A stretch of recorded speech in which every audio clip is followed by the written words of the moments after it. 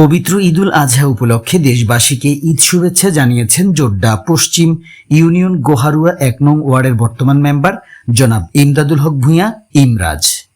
IRTV নিউজকে ধন্যবাদ এবং এলাকাবাসীর পক্ষ থেকে আমি মেম্বার হিসেবেও ধন্যবাদ দিই, এলাকার বাসীর পক্ষ থেকেও ধন্যবাদ।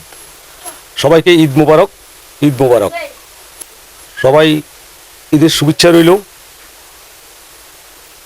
আর আমরা যারা আনন্দ, ঈদের যে একটা আনন্দ আমাদের মধ্যে আসছে, ইনশাল্লাহ সেই আনন্দ নিয়ে আমরা আছি।